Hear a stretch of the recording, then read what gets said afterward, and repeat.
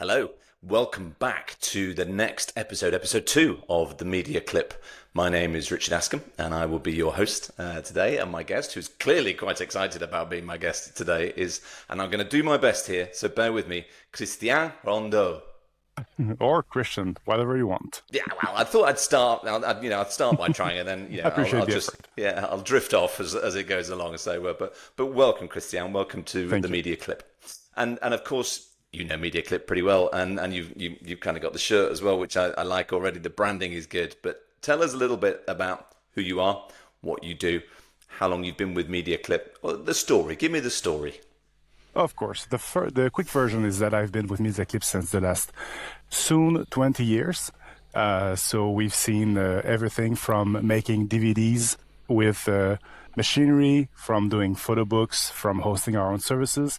So my role is CTO, mainly responsible for product vision, working with building excellent teams, making sure that the product serves our purpose and that we have a strategic vision aligned with the company. Brilliant. Well, that's beautifully done. Thank you very much indeed. Let's Alright. dig into that a little bit because 20 years is a long time. I know when I had Marianne on episode 1, we talked a little bit about the history of the company and really how it's got to this point. But I guess from a technical point of view, there's probably never been a bigger development curve. If it is a curve, it's probably a straight up line in the last 20 years. You've seen that firsthand, haven't you? Yes, absolutely. At the beginning, I mean, we are specialized in doing personalized products, which is kind of where in e-commerce systems you have the most complexity per square foot, where the most user interaction happen within a single screen. So most of the companies at the time didn't have the resources to invest in a good solution. So it was spread out and really built into their e-commerce platform. So that's where we started. We began with something completely separate that was thought in a way where that would work inside other people's ecosystem. And that has been both a weakness because this makes it more complicated to integrate. Obviously, you have more hooks and screws to tighten for this to work, but also it meant we were able to adapt and change with major technological change. One typical example is when Flash died. At the beginning, we had the Flash designer. We did not have to rewrite everything. Since the beginning, we never had to do a full rewrite in 20 years, and most of the code is new. So we've uh, Wow. we've been able to do some great things. And I guess in that time as well, and we were talking a little bit before we started recording about the whole debate about build versus buy Yeah, versus build, but that's changed so much, hasn't it, over that 20 years? it always changes. On one end, you rarely want to build because if somebody solved the problem, you don't want to solve it again unless you have a competitive advantage or unless the solution does not fit your need. And the thing is, the technological landscape changed so much that at some point, some options that were obvious builds, obvious buys became builds because you did not have the same environment that it was built for in the first place. The company who built it did not follow with the landscape changes, or it's an open source project that died. So yeah, the what seems like an obvious answer 1 year might be a totally different one 5 years later. Well, and sometimes 5 minutes later, because as we said before, the rate of development now with technology, and also I think to a certain extent the customers, the consumers' understanding of what they're capable of. Because 20 years ago there was no iPhone. No, There was. expectations were completely different.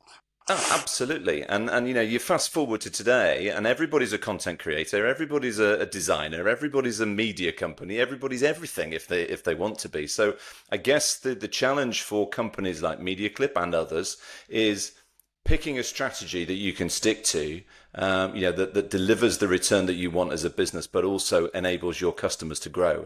That's got to be getting harder and harder, hasn't it? Yes and no. I mean, the good thing, and that's part of the advantage of having, let's say, the buy side of things for our customers and the build side of things for us as a company, is that we are able to work with different companies who have different timings. So either they are more innovative or they have different customers base. So we can see those different things and take them into account in the design itself of what we do and how we do it. I mean, in terms of users, at some point, users did not have the knowledge. And eventually they had more knowledge, more expectations of advanced features, but at the same time, the technology made things simpler. Mm. The interaction with phones versus what you had before with the mouse, the fewer features that are more constrained, but also compatible with people who have more advanced use cases, more creative use cases. So you can have both. You have both expectations of a simpler user experience, but also expectations of more features, which is typically one against the other. So we have to figure out how to make that work, and that is challenging. That gets And more challenging. yeah, I bet, and that balance as well between features and speed, and our expectation as consumers, and then it goes on to delivery, So I was saying to somebody the other day that if we could go back to the start of the internet, way back when, nobody would ever use the words guaranteed next day delivery because it's just blown everybody's minds for the last 25 years. But I guess now the genie's not going back in the bottle, is it? We have to, as an industry, as the software companies within that industry, develop and continue to develop to match consumers' expectations.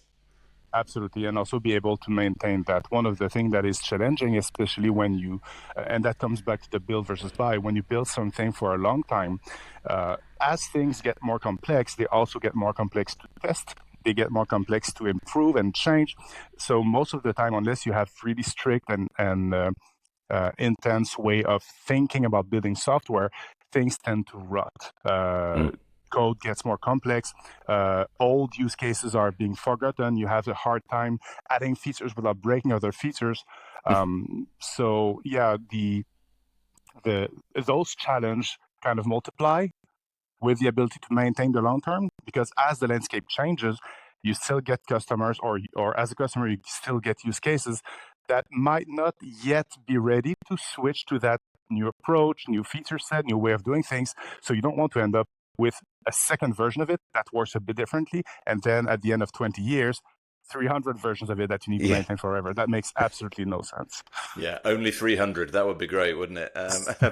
But I guess it's a compound problem, isn't it? Because the rate of development that you guys have to do, and you see the market happening in front of your very eyes, and in a lot of cases in the personalization space, particularly, you've enabled that market. So in some cases, you're sort of making the problem harder for yourselves as well, aren't you?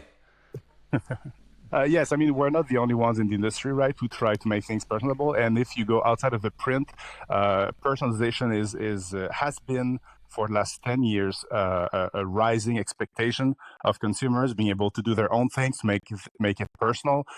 So yeah, I don't think we've created our own situation, but yeah, we did contribute to it, and I think that's a good thing, right? Because we end up being a bit more in the front of things, being able to see the those new expectations and how they might shape the industry in the future. So we can work with customer in both ways. We can learn from them, but we can also help them understand those kind of changes that are being imposed on us in some cases. For example, with AI, both on the creative side, but also in the software engineering side, which does change the landscape on every front in a major way.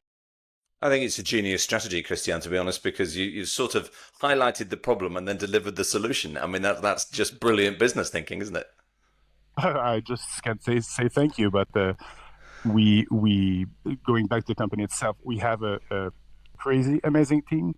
Honestly, I think we're extremely lucky to have those people. I'm not taking credit for it. The team is, of course. Yeah, well, that's very kind of you, and I'm sure they'll be very delighted when they hear this podcast and that you're saying that. So well done, you win It the is true. prize. It is Yeah, absolutely true. no, that's great, and I appreciate that.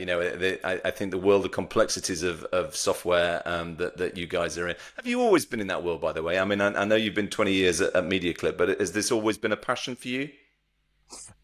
Yes and no. I have to say that before, let's say, 20 more years, I really did not expect or know about personalization that much, about expectations. So I learned that world while at Mediaclip.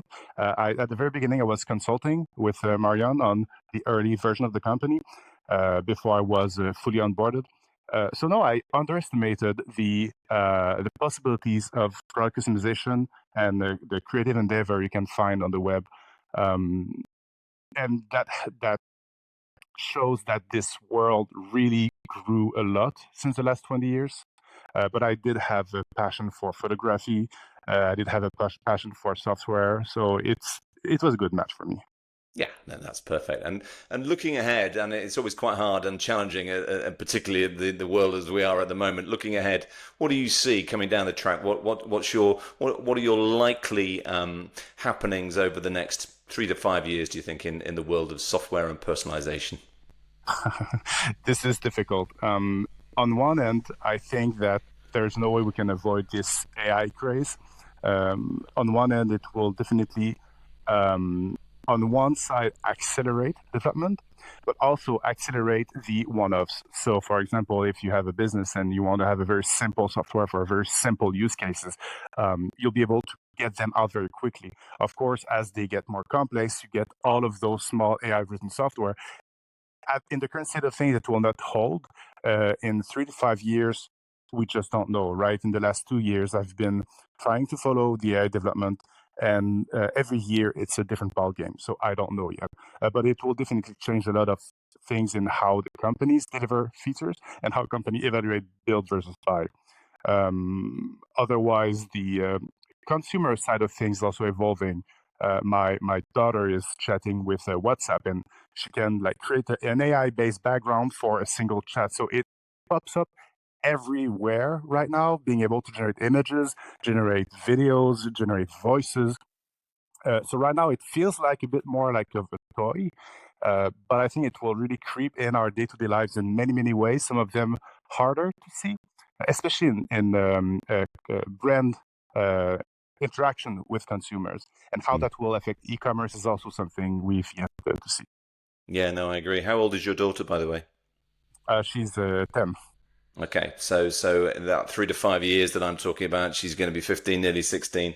The next generation of consumers who are growing up as digital natives, and this is all very just normal, to that generation, and for For now, she doesn't ridiculous. have a phone though, so we'll see when she Okay, gets oh, one. that's It good. might Good. take a bit, a few You win the years. parenting prize, so that's good. We're But you trying see, hard. yeah, no, that's very good. But you see my point. It's Yes. and for us, for my, I'm 100 years old, Christian. So it's all weird to me. But this generation are growing up with these tools as normal. Like we grew up with a wrench in a toolbox, and that was normal. They're growing up with AI in a toolkit, and that's normal. So it's a ridiculous question for me to ask 3 to 5 years. What I should say is 3 to 5 months. Because that rate of development and AI is not going away, is it?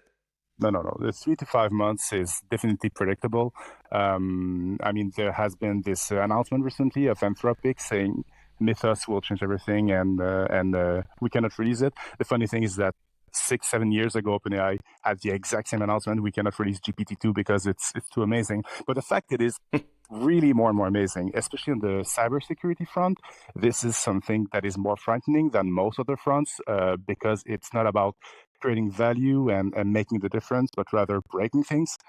So the rate at which software will be broken, the rate at which vulnerabilities will be used against you by a much larger portion of the population is going to create lots of problems. So that's the frightening part that I think 6 months is not a stretch where we'll see much more of those vulnerabilities being used against companies. And you were probably too young to remember well, but the day when we all thought the world was going to come to an end, 1999, New Year's Eve, Yeah. midnight, and it didn't. So No, I'm but a lot of people work around the clock to save the day because there is ultimately, that. yeah, there was a lack of oversight from a lot of people trying to write software very fast, which is still true. Yeah, but that's why we love you guys, because honestly, the world that we live in now couldn't exist without clever people like yourselves. And I think Mediaclip, particularly in the space that you're in, and it's a passion for me, personalization, as you know, anyway. But I think that the stuff that you guys put out, and have created over the last 20 years is genius. So I absolutely tip my hat to you. And Christian, thank you so much for taking time today to join me on the Media Clip. You are the first person that's got Media Clip branding on the Media Clip podcast. So congratulations. Hooray, and thank you very much. I'll relay the compliments to the team, of course. Absolutely. Lovely to see you. Same here.